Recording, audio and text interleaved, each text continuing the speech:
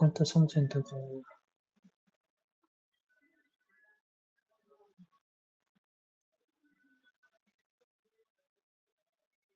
Ya. Ya, muy bien. En primer lugar, solamente hay que tomar en cuestión de generalidades que este problema de las tubulopatías, ¿no? Tiene, o las enfermedades intersticiales, abarca dentro de dos puntos del parénquima muy importante, ¿no? Es el intersticio, ¿no?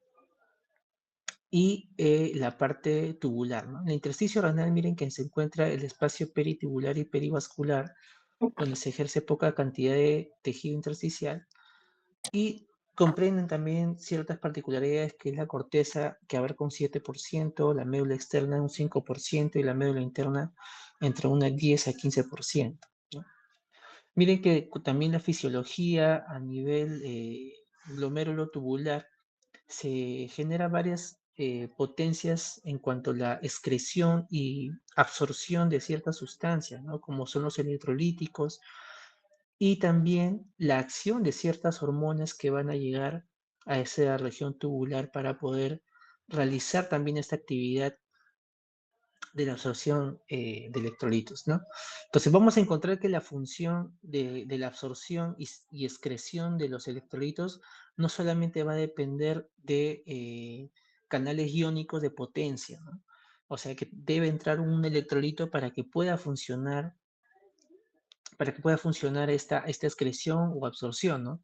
Sino que también va a depender de una funcionabilidad hormonal, ¿no? En este caso vemos la aldosterona y la ADH, ¿no? La aldosterona, que tiene función a nivel del túbulo distal, y a nivel del colector tenemos al ADH, ¿no? Al ADH, que es la vasopresina también.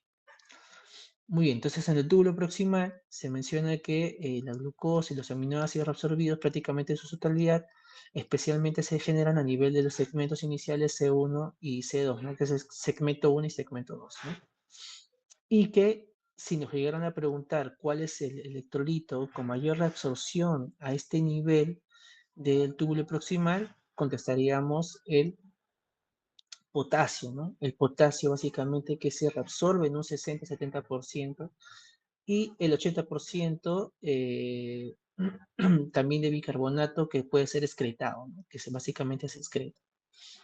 A nivel del asa de Henle tenemos este canal iónico, que es el sodio-potasio 2-cloro, ¿no? Pero miren que para que funcione esta bomba, necesita que haya este cambio iónico, ¿no? Que es el ingreso de sodio y excreción del hidrogenión, ¿no? Esta es la luz tubular, ¿no? Y es donde para que funcione este mecanismo de bomba iónica, debe realizarse este intercambio iónico, que es el ingreso de sodio y salida de hidrogenio. Una vez que se establece esta funcionabilidad o este cambio iónico, recién la bomba sodio-potasio 2-cloro va a poder tener funcionabilidad e ingreso de estas sustancias a nivel intracelular tubular.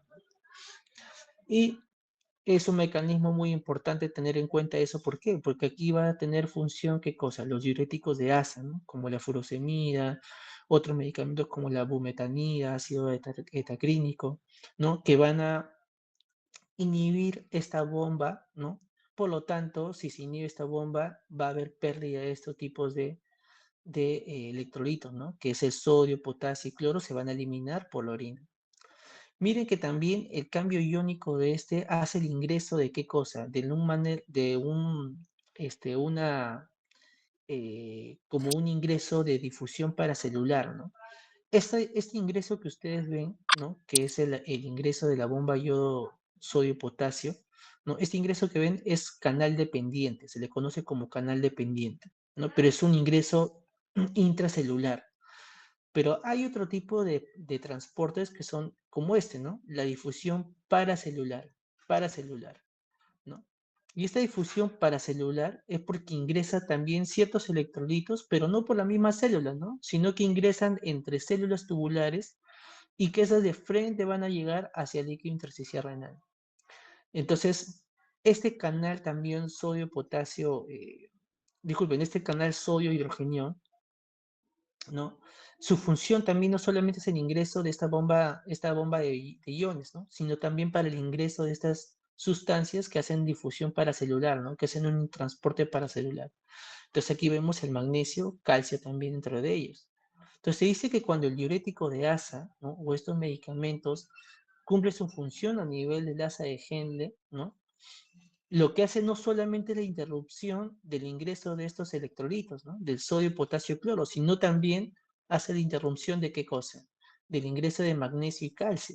Por eso que en un paciente que ustedes van a encontrar que tiene hipocalemia o hiponatremia por diurético de asa, también pueden encontrar hipocalcemia o también hipomagnesemia, ¿ya? A nivel del túbulo distal, Doctor, sí, sí, doctor, disculpe, algunos compañeros dicen que no los acepta, a están ver, a ver, tratando de ingresar. a ver, a ver. Ya está. Ya, seguimos. Entonces, a nivel del túbulo distal, también tenemos un canal iónico que es el sodio-cloro, ¿no? También se ingreso de estos a nivel de las células tubulares, pero esta también es un canal dependiente, pero es un canal dependiente de energía, ¿no? De ATPase, ¿no? Donde aquí sí necesita que se ingresa el sodio y luego, disculpe, claro, el ingreso de sodio es el líquido intersticial y entrada del potasio a la célula tubular, ¿no? ¿Para qué? Para que también funcione este canal iónico, ¿no? Que es el sodio-cloro, ¿no? Sodio-cloro. Entonces, esa es una bomba dependiente de energía, ¿no? De ATPase, ATPase, ¿no? Y hay un diurético que funciona aquí como inhibidor del ingreso de estas dos zonas, que es el sodio-cloro, que son los diuréticos tiacídicos, ¿no? Tiacídicos. Luego encontramos entonces que hay ciertas hormonas que van a funcionar a nivel de los túbulos y que tienen un efecto muy, muy puntual, ¿no? Por decir la aldosterona, que a nivel del túbulo distal y conductor colector, que tiene ahí su funcionalidad, lo que va a hacer es la reabsorción de sodio, cloro y también de agua, ¿no? Pero va a haber una excreción de potasio, ¿no? Entonces se reabsorbe sodio y se excreta potasio, ¿no? Y ahí tenemos un fármaco que actúa justo en la inhibición de la aldosterona, ¿no? En el punto de acción de la aldosterona, que vendría a ser la espironolactona, ¿no? La espironolactona, también conocido como ahorrador de potasio, ¿no? Que eso, a diferencia de la aldosterona, va a ser todo lo contrario, ¿no? No va a reabsorber sodio y por lo tanto va a retener potasio, ¿no? Va a retener potasio. Muy bien, tenemos otro que es la angiotensina 2, que actúa a nivel del túbulo proximal, la ascendente gruesa de Henle, el túbulo distal, el túbulo colector, donde la función es la reabsorción de sodio también y la excreción de potasio. La hormona antidiurética, que es la ADH, tenemos aquí que actúa a nivel del túbulo distal y túbulo conductor colector, ¿no? Que es la reabsorción de, básicamente, de agua, ¿no? Reabsorción de agua. Y tenemos de los tres péptidos natriuréticos que conocemos, que es el PNB y el PNC y el PNA, ¿no? En este caso el péptido natriurético auricular, que este actúa a nivel del túbulo distal y conductor colector, en el cual se encarga de la disminución de la reabsorción de sodio, de cloruro de sodio, ¿no? Y la hormona paratiroidea, miren, la hormona paratiroidea que tiene función a nivel del túbulo proximal y rama asa ascendente gruesa del asa de Henle y también del túbulo distal. Y miren lo que hace, ¿no? Hace la disminución de la resorción de fósforo y el aumento de la reabsorción de calcio, ¿no? Esto explica entonces en los pacientes con enfermedad renal crónica, ¿no? Que se genera por un hiperparatiroidismo secundario, ¿no? Hiperparatiroidismo secundario, donde vamos a encontrar que en ciertas ocasiones el calcio va a estar alterado al igual que el fósforo, ¿no? Vamos a encontrar en estos casos hipocalcemia, vamos a encontrar también lo que es hiperfosfatemia, vamos a encontrar en esos casos, ¿no? Muy bien, ¿no? Creo que alguien más está entrando. A ver. Chico, por favor, avisar a sus compañeros que ya hasta donde he terminado lo hemos dicho ya. A ver, entonces continuamos. De las enfermedades tubulares intersticiales hay que tener en cuenta que pueden ser primarias y secundarias, ¿no? Primarias porque hay una anomalía genética, ¿no? Que hace disfunción a nivel tubular y que compromete también el nivel del intersticio, ¿no? Secundaria porque hay otras enfermedades que ocasionan estas alteraciones a nivel de esas estructuras, ¿no? Ahora, estas enfermedades tubulointersticiales pueden ser agudas como también crónicas, ¿no? Habíamos hablado en injuria renal aguda, básicamente en la injuria renal aguda intrínseca, ¿no? Que el compromiso suele ser probablemente por sepsis, problemas tubulares, que ahí le hemos dejado las causas, y donde las tubulointersticiales son una de las causas de injuria renal aguda, pero del tipo intrínseco, ¿no? Intrínseco. Crónicas, porque bueno, ¿no? Hay un compromiso ya de una enfermedad renal crónica asociada, ¿no? Donde se ve, hay un riñón fibrosis, con una fibrosis intersticial, inflamación intersticial y atrofia tubular, ¿no? Miren que estos pacientes con enfermedades túbulos intersticiales pueden llegar a una enfermedad renal terminal, ¿no? Pero estas siempre y cuando se asocien a enfermedades que también generen daño renal, ¿no? Como la diabetes mellitus, la hipertensión arterial, ¿no? Y algunos compromisos mixtos que están unidos por cilítiasis renal, hitos recurrentes, ¿no?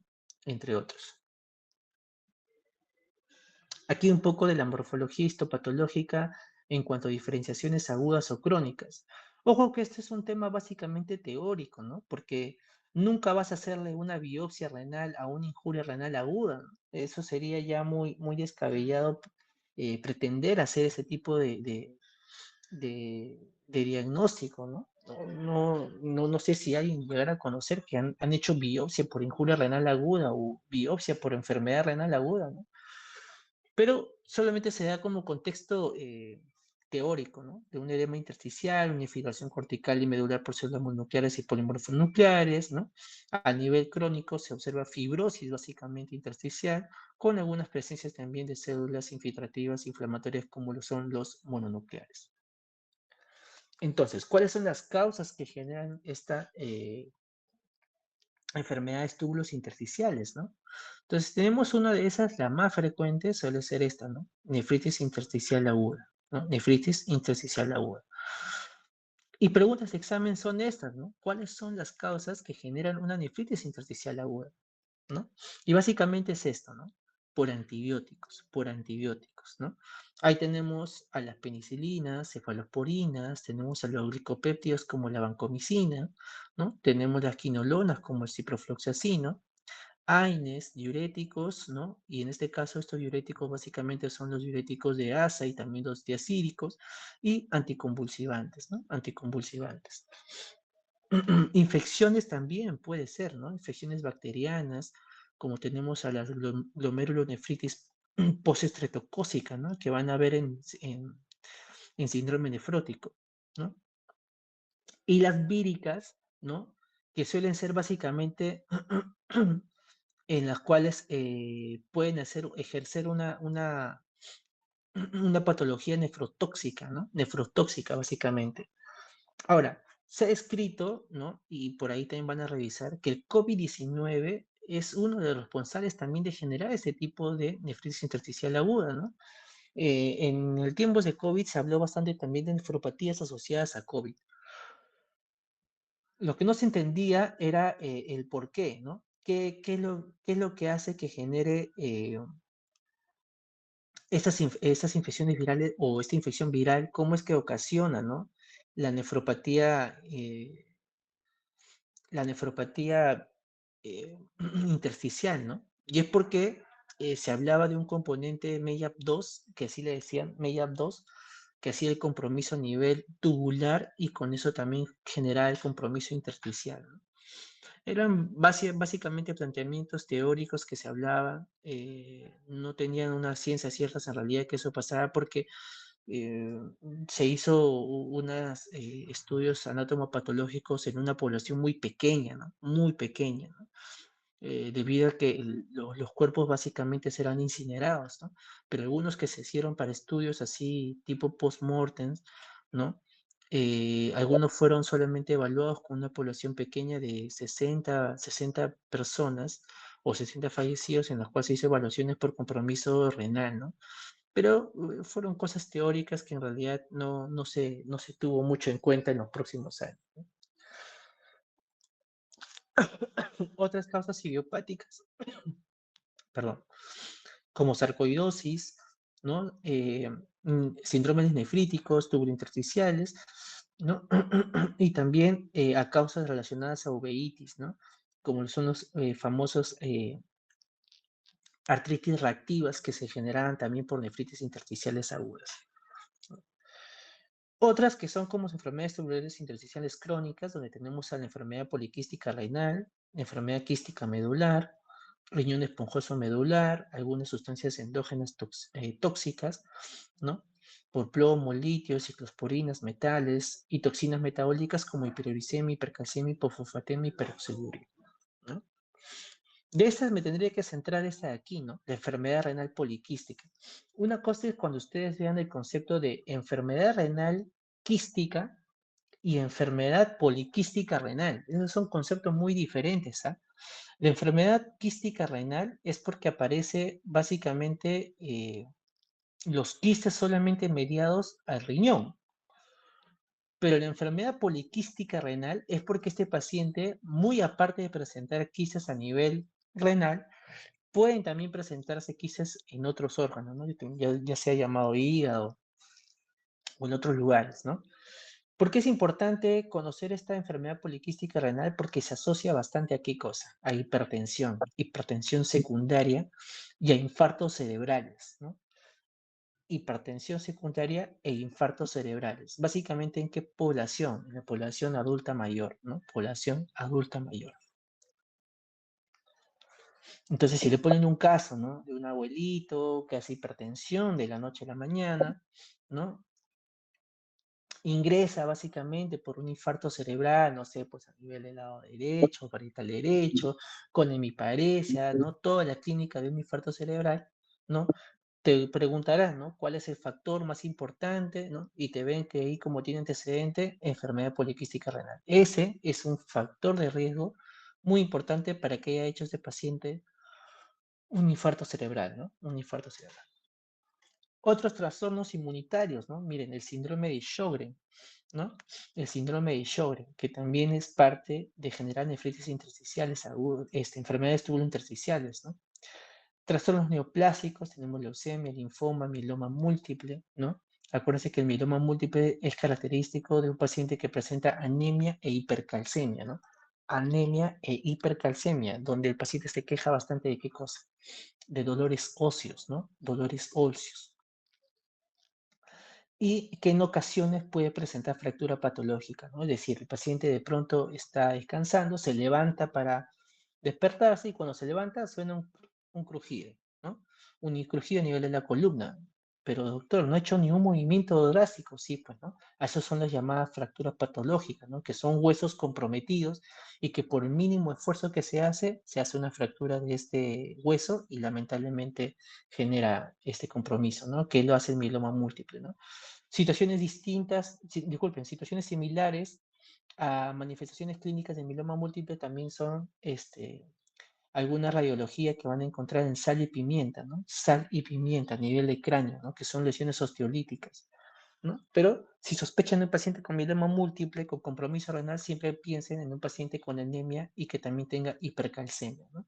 Entonces, cuando revisen eso o le pregunten algún examen, ¿no?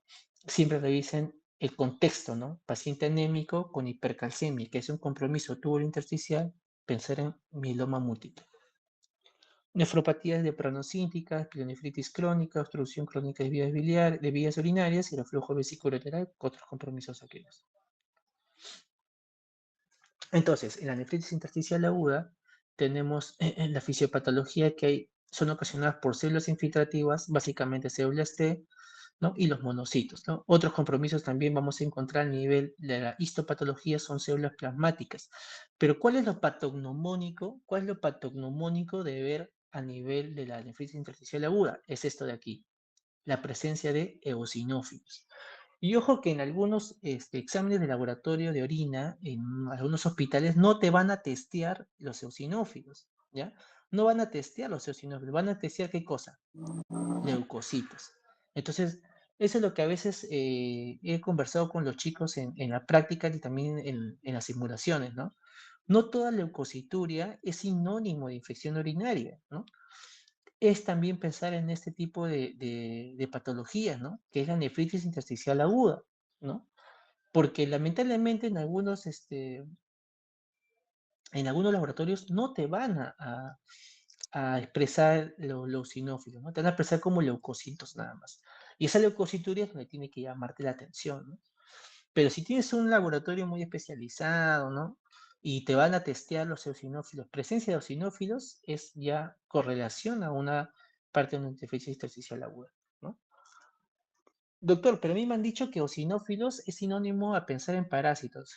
Totalmente erróneo cuando estás pensando en un tema urinario, ¿no? Muy difícil que los parásitos invadan la parte de las vías urinarias, ¿no? Si algo tiene que invadir son básicamente vía gastrointestinal, ¿no? Pero, o pulmonar también en ciertas circunstancias, ¿no? O torrente sanguíneo, pero es muy difícil que abarquen vías urinarias, ¿no? Entonces, las manifestaciones clínicas que vamos a tener de la nefritis intersticial aguda es que son asintomáticas, hay una disminución de la función renal, claro, ¿no? Porque es un tipo de aquí intrínseca. Puede haber dolor lumbar siempre y cuando hay una nefromegalia asociada, ¿no? Y puede haber oliguria que progresa a la falla renal también, ¿no? Entonces, siempre tener en cuenta qué cosas, los medicamentos, chicos, ¿no? En los exámenes les va a venir eso, el antecedente de estar consumo de algún tipo de medicamento, ¿no?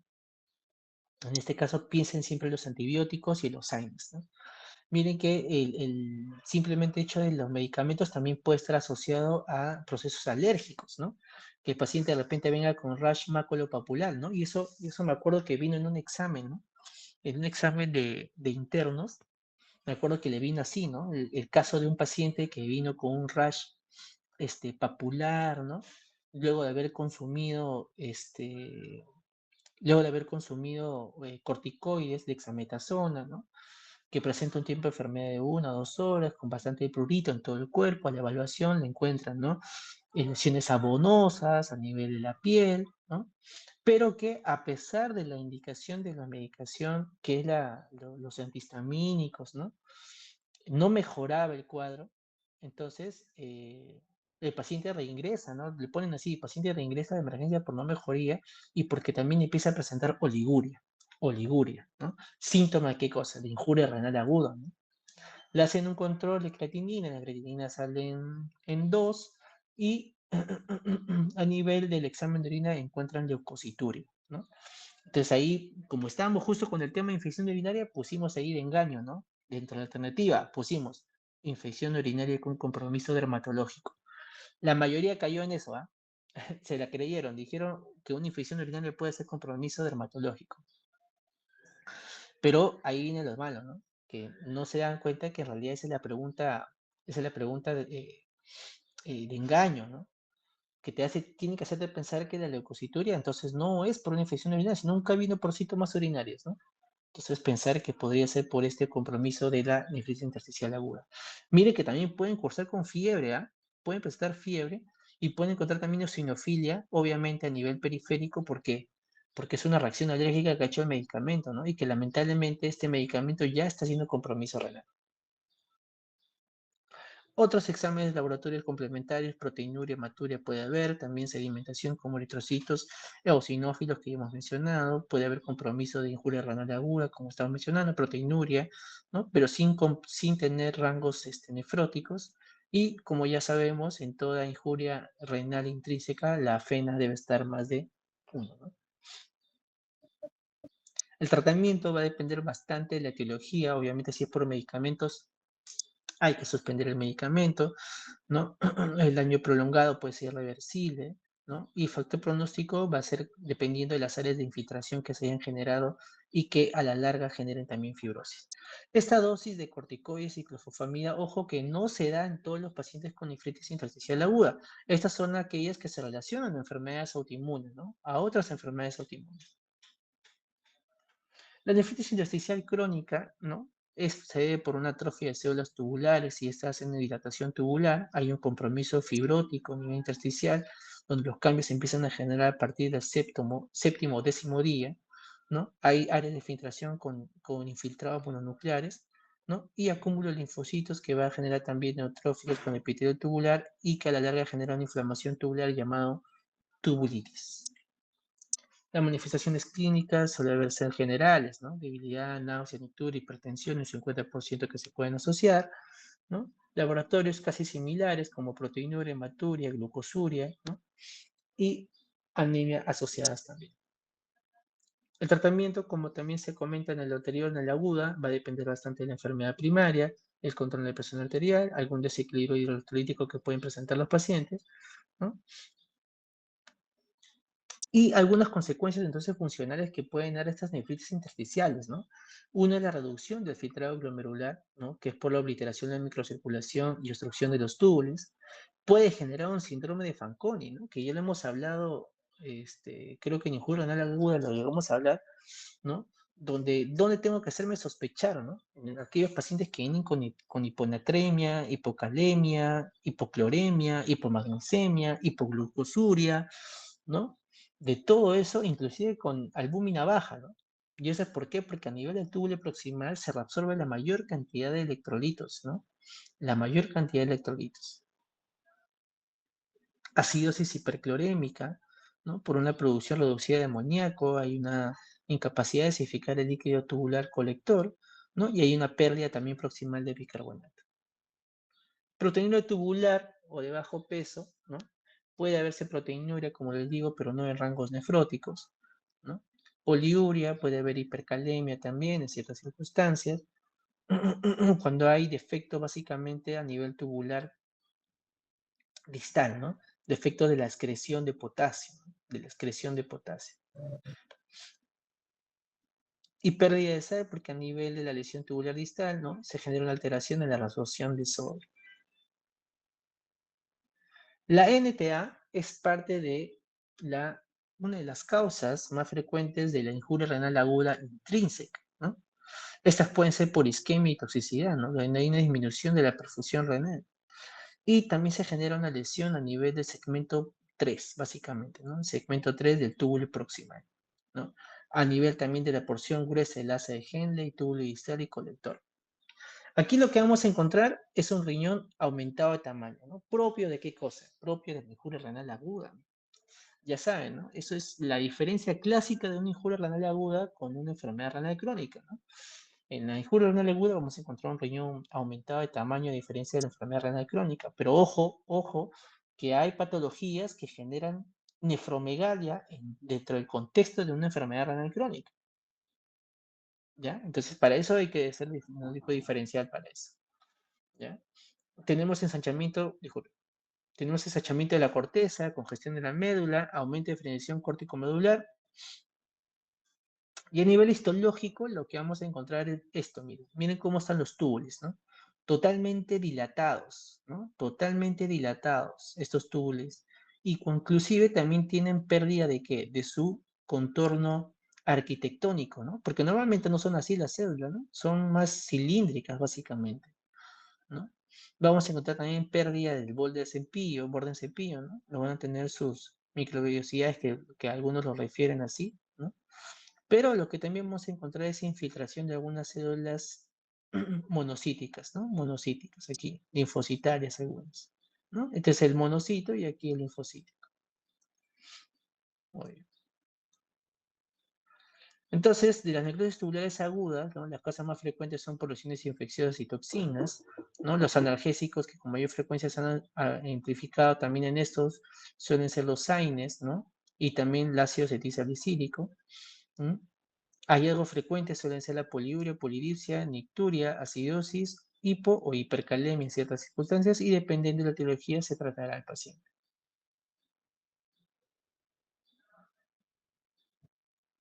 A ver, un momento chicos.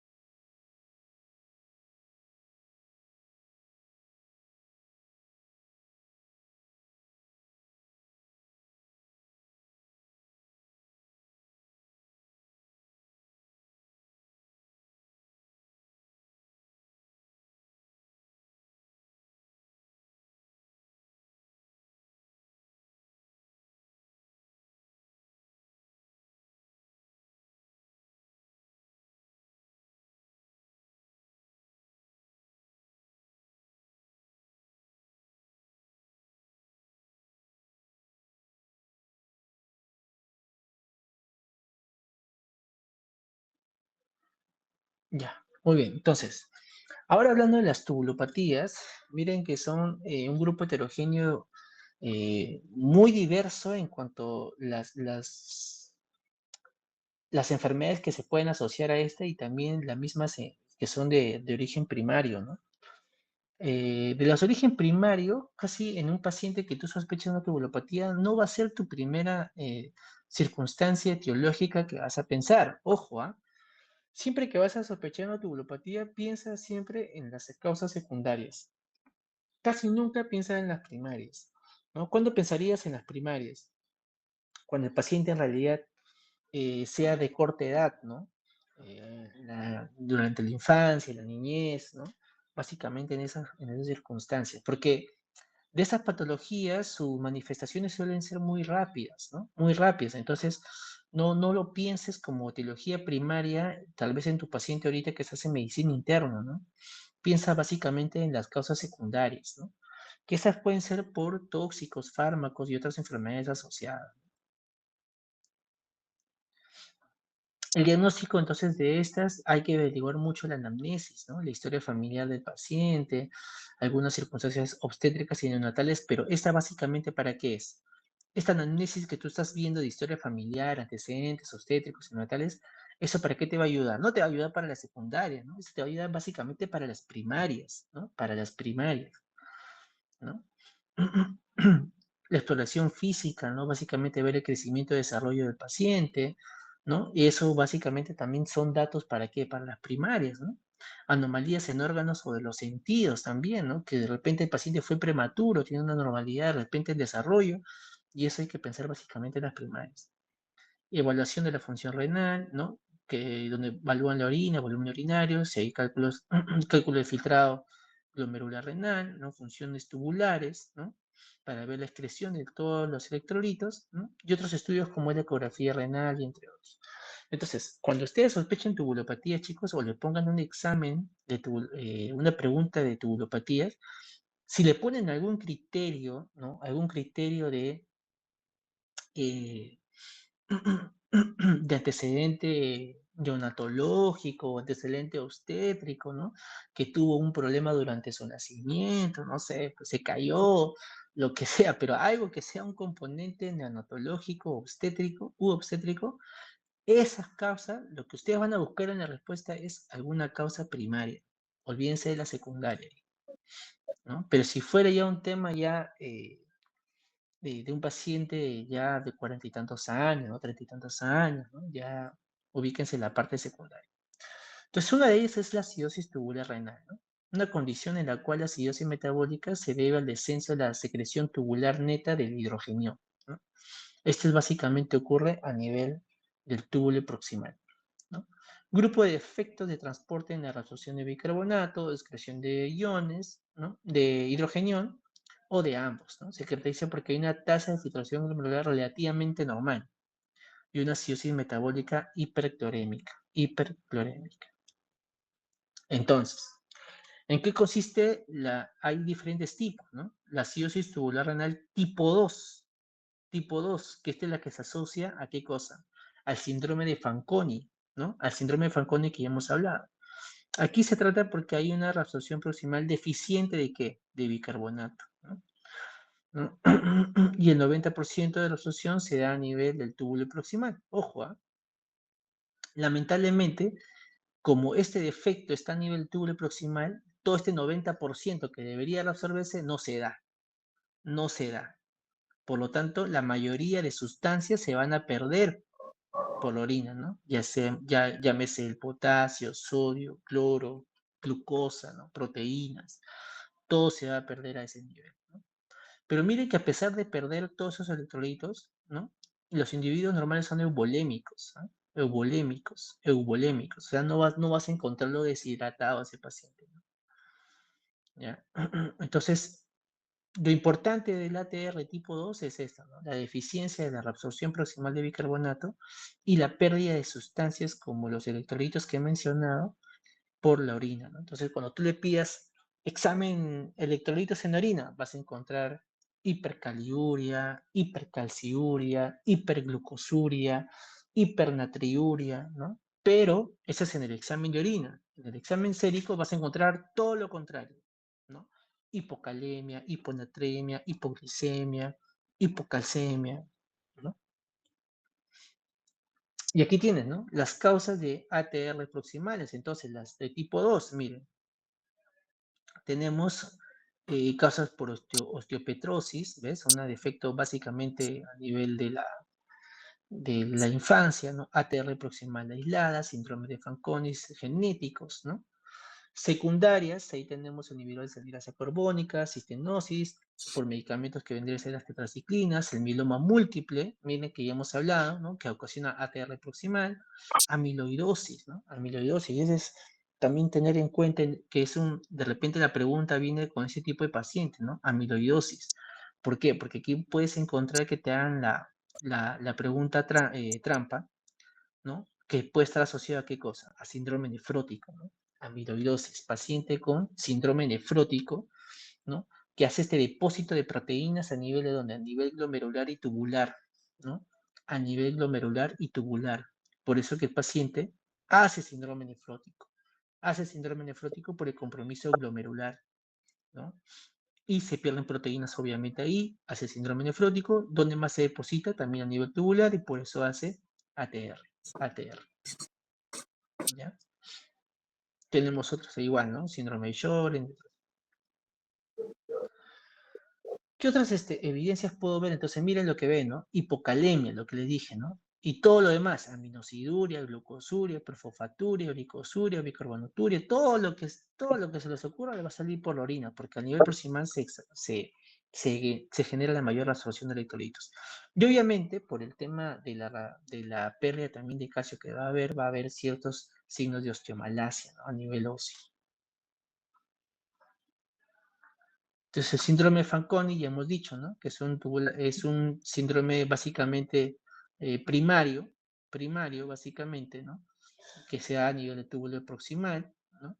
En este caso puede ser autosómico recesivo. Hay casos también secundarias que generan síndrome de Fanconi, que es cistenosis, tirosinemia y galactosemia, ¿no? Pérdida urinaria de aminoácidos y todas otras sustancias más como el calcio, fósforo y bicarbonato, ¿no?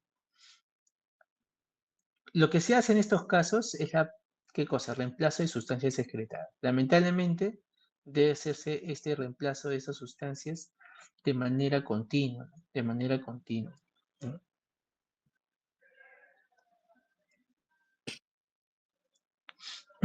Muy bien, entonces, aquí tienes otro acápite de causas primarias y secundarias de síndrome de Fanconi, ¿no? Nunca olvidarse de eso, chicos, ¿saben? Nunca olvidarse de amiloidosis y mieloma múltiple. Mire que lo estoy repitiendo en 2 oportunidades. Mieloma múltiple y amiloidosis, ¿no? Ya les he dicho cómo va a venir la clínica de estos pacientes. Muy bien, eso es lo que ya hemos visto, ¿no? Que estamos mencionando, ¿no? Fosfeturia, va a haber hiponatremia, hipocalemia, hipotensión, por lo tanto, ¿no? Poliuria, hipercalciuria, ¿no? Es básicamente el paciente con síndrome de Fanconi. El síndrome de Bartter, el síndrome de Bartter, que es otro tipo de tubulopatía, ¿no? Este se da a nivel del asa de Henle, ¿ya? A nivel del asa de Henle, ¿ya? Este paciente va a presentar hipotensión también porque hay una pérdida de sodio, va a haber una hipomagnesemia, hipercalcemia, aquí sí va a haber la absorción de calcio, ¿no? Que a la larga pueden generar, ¿qué cosa? Litiasis, ¿no? Formación de cálculos, ¿no? Por fosfato de calcio se empiezan a precipitar y forman la litiasis urinaria, ¿no? Puede haber también alcalosis hipocalémica en ciertos casos de estos pacientes, ¿no? En su mayoría, este síndrome de Bartter suele ser primario, ¿no? Es casi prácticamente causa primaria, ¿no? Por eso se conoce que es de una enfermedad asociada autosómica recesiva, ¿no? Aquí se da pérdida de sodio y potasio por orina, ¿no? Aquí sí hay activación del eje renina-angiotensina-aldosterona, ¿no? La presión arterial va a estar normal por efecto de las prostaglandinas y las bradicininas, pero hay ciertos casos en que no va a responder a esta activación del sistema renina-angiotensina-aldosterona y el paciente puede generar hipotensión por la pérdida masiva de sodio que presenta el paciente, ¿ya? una pérdida masiva de sodio. Va a haber aumento de excreción de magnesio, por lo tanto la hipocalemia en su mayoría puede ser refractaria, ¿ya? Esta es una de las causas también de generar hipocalemia refractaria. El síndrome de Fanconi y el síndrome de Bartter son dos patologías que pueden ocasionar hipocalemia refractaria, ¿no? O sea que por más que le repongas potasio, no va a responder. Pero ojo que el primero, el Fanconi y el Bartter, más allá de que no pueden generar su reabsorción, también va a ser porque por la excreción de magnesio, ¿no? Porque en el Fanconi también se pierde magnesio. Entonces, siempre considerar eso, ¿no? Que tú tienes una hipocalemia que es refractaria, ¿no? Y no resuelve, entonces siempre dósale qué cosa, magnesio, dósale magnesio, ¿no? Porque esas dos, el magnesio, ¿qué hace? El magnesio hace que también ingrese el potasio a nivel intracelular. Si no hay magnesio, se pierde entonces el potasio, ¿no? Y no permite su ingreso. Por eso la reposición tanto de frente a una hipomagnesemia y una hipocalemia, la reposición de magnesio es principal. Más allá también de reponer el potasio, ojo. Si tú repones el magnesio, créeme que esa hipocalemia, luego tú lo vas a reponer y va a empezar a controlar. Pero si no controlas la hipomagnesemia, por más que le pongas potasio a ese paciente, va a seguir consumiéndose porque se va a perder. No hay nada que lo haga ingresar intercelular por parte del magnesio. Entonces mira acá que la ingesta suele ser ingesta de cloruro de sodio y potasio, y espironolactona para el tema de ahorrador de potasio, ¿no? Como parte de coadyuvante, y los AINES por bueno, los AINES no va, ¿no? Ahí es un error. Básicamente es la espironolactona en ingesta de sodio y cloruro, de potasio y cloruro de sodio. A nivel del túbulo distal está el síndrome Giedelman, ¿no? Que también se puede ver por el uso de diuréticos tiazídicos. El paciente también puede presentar hipotensión, hipocalciuria y puede haber también alcalosis hipocalémica, ¿no? Síndrome Giedelman, que es a nivel del túbulo distal. Luego tenemos la acidosis tubular renal tipo 1, ¿no? Tipo 1. Este se debe por la descenso de excreción neta de hidrogeniones en túbulos colectores, ¿no? En su mayoría también suelen ser congénitos, ¿ya? Suelen ser primarios totalmente, ¿no? Aquí se va a generar básicamente una acidosis tubular más una hipocalemia también. Aquí se retiene bastante hidrogenión, lo que causa descenso progresivo en la concentración de bicarbonato, ¿no? La etiología puede ser por síndrome de Sjögren, artritis reumatoidea, hipercalciuria, inhalación de tolueno, deshidratación grave, ¿no? O las mismas acidosis tubulares renales hereditarias. El cuadro clínico, miren que suelen ser asintomáticos o con algunas dolencias en relación a los calculogénesis, ¿no? Que habíamos dicho, ¿no? La precipitación de estos cálculos por a veces la hipercalcemia persistente, ¿no? Y puede haber precipitación de cálculos que se pueden generar a nivel del parénquima renal. Por tanto, también hay que tener cuidado los signos de hipocalemia, ¿no? Los signos de hipocalemia, que es, algunas veces hay flacidez muscular, ¿no? Inclusive puede haber contracturas musculares persistentes, puede haber también cambios a nivel del EKG, ¿no? Entonces, siempre verificar eso. Luego tenemos también el síndrome de Little, ¿no? Que es el que ocasiona un pseudo-hiperaldosteronismo, ¿no? Pseudo-hiperaldosteronismo. Ese sí va a ser también un defecto primario, miren, autosómico recesivo, ¿no? El efecto va a ser en el túbulo colector distal y en el túbulo colector, donde van a conservar sodio y excretan potasio, ¿no? E hidrogeniones de manera espontánea, ¿no? Este básicamente se caracteriza porque el paciente sí llega a haber una sobreexpresión de la aldosterona y esto hace que se produzca excreción más de potasio y por lo tanto mayor absorción de sodio. Entonces, si se dan cuenta de todos los síndromes que hemos visto anteriormente, este es el que va a ocasionar básicamente hipertensión. Hipertensión, ¿no? A diferencia de los otros que hemos visto, suelen causar hipotensión. Este síndrome de Little ocasiona hipertensión. Hipertensión más alcalosis hipocalémica, ¿no? Porque va a perder potasio, ¿no? Síndrome de Little, ¿no? Entonces, en el contexto del caso clínico le pueden poner eso, ¿no? Una hipertensión asociado a alcalosis hipocalémica. alcalosis hipocalémica, ¿no?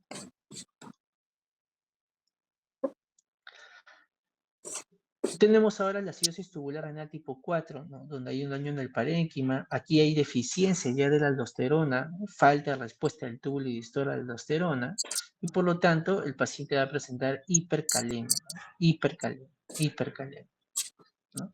Entonces aquí tenemos una acidosis hipercalémica, ¿no?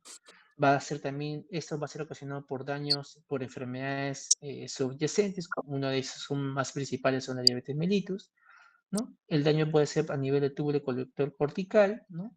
Y el otro diuréticos de potasio que pueden ayudar con el tema de empeorar el cuadro, ¿no? Empeorar el cuadro. Luego tenemos esta enfermedad, ¿no? La diabetes insípida nefrogénica, ¿no? Que eso se da a nivel del el túbulo colector, básicamente, ¿no? Este suele ser un trastorno recesivo ligado al cromosoma X, ¿no? Donde los túbulos colectores medulares no responden a la acción de la hormona antidiurética, ¿no? ¿Y qué hacía la hormona antidiurética a nivel del túbulo colector? Lo que hacía es la reabsorción de agua, básicamente, ¿no? O el control, básicamente, de la absorción y excreción de agua, ¿no?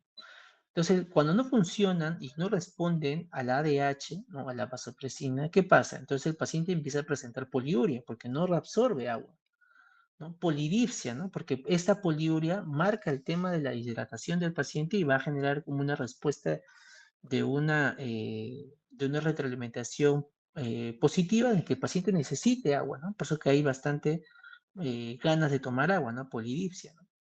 Va a haber una deshidratación hipertónica porque en vez de reabsorber agua, va a reabsorber más sodio que agua, ¿no? Por eso se dice una deshidratación hipertónica, porque el paciente va a tener retención de sodio, ¿no? Pero también a nivel sérico vas a encontrar una hipernatremia. Y eso es porque la acción de la vasopresina o del ADH es una reabsorción de agua, tiene un nombre propio, ¿no? Recepción de agua selectiva, disculpen, reabsorción de agua selectiva, ¿no? Ustedes van a ver que en todo el contorno tubular, la mayoría de veces que uno reabsorbe sodio, también reabsorbe agua, ¿no? O si reabsorbe agua, también reabsorbe sodio. Eso es lo que pasa casi en todo el túbulo proximal, distal, ¿no? Pero donde se genera una reabsorción selectiva de agua, solamente va a ser a nivel de túbulo colector, dado por quién? Por la hormona antidiurética, ¿no? Por la hormona antidiurética. ¿No? Esa solo va a reabsorber agua, ojo, ¿ah? Solo va a reabsorber agua, ¿no? Pero no reabsorbe tanto, no resuelve tampoco tanto sodio. Entonces, en estos casos, como se pierde agua, el mismo túbulo colector, por su propia fisiología, que no es tanto por la ADH, absorberá también sodio, ¿no? Y el paciente generará por eso una hipernatremia a nivel sérico. La terapia suele ser dada con diuréticos, ¿no? Con diuréticos, clorpropamida, hidratación en estos casos. Entonces aquí tenemos un pequeño resumen de los diferentes tipos de acidosis tubulares, ¿no? El tipo 2, que es a nivel del proximal, el tipo 1, que es a nivel distal, y el tipo 4, que suele ser una disfunción distal generalizada, ¿no? Cada uno tiene una expresión diferente, ahí está para que lo revisen, ¿no? Porque básicamente las preguntas se basan también en esto y en los casos clínicos, ¿no? Aquí otra gráfica similar. Y bueno, chicos, básicamente las enfermedades tubulointersticiales suelen ser de esas presentaciones primarias y secundarias, ¿no? Y hay que tener en cuenta solamente que esos tres tipos de enfermedades tubulares, ¿ya? Que ya les he mencionado, ¿no? Que prácticamente va a venir así las preguntas, ¿no? Son preguntas básicamente teóricas y no olvidarse de esas dos enfermedades que hemos hablado de la amiloidosis y el mieloma múltiple que suelen ocasionar ATR, ¿no? ATR tipo 2, ¿sí? Muy bien, chicos. Gracias más bien por asistir a la clase. Espero que podamos encontrarnos en otra oportunidad para la próxima clase que también tenemos. Sí, chicos, cuídense. Hasta luego. Gracias, Gracias. doctor.